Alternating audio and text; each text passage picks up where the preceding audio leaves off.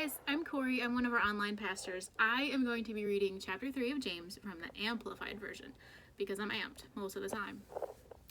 Not many of you should become teachers, serving in an official teaching capacity, my brothers and sisters, for you know that we, who are teachers, will be judged by a higher standard because we have assumed greater accountability and more condemnation if we teach incorrectly.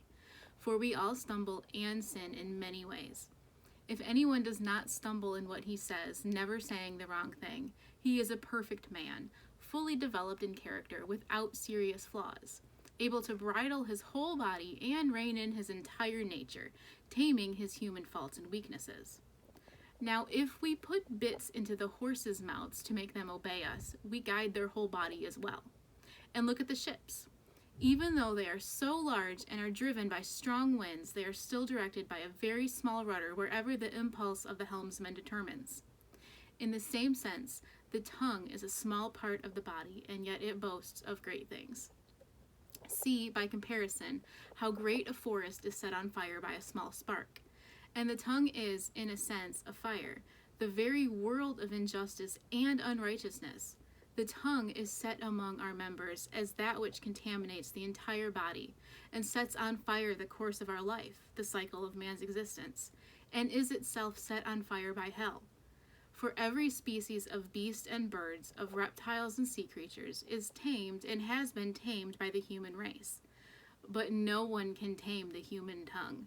It is a restless evil, undisciplined, unstable, full of deadly poison.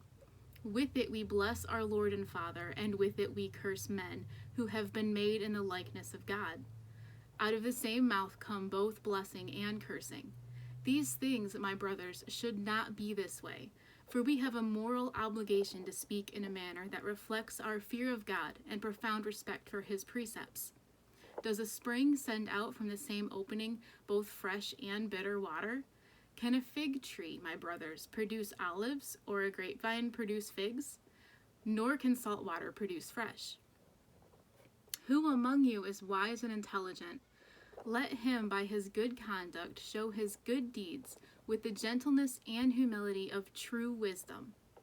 But if you have bitter jealousy and selfish ambition in your hearts, do not be arrogant, and, as a result, be in defiance of the truth.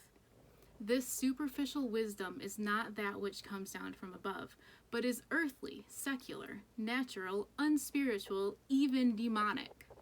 For where jealousy and selfish ambition exist, there is disorder, unrest, rebellion, and every evil thing and morally degrading practice. But the wisdom from above is first pure, morally and spiritually undefiled, then peace-loving, courteous, considerate, gentle, reasonable, and willing to listen, full of compassion and good fruits. It is unwavering, without self-righteous hypocrisy and self-serving guile.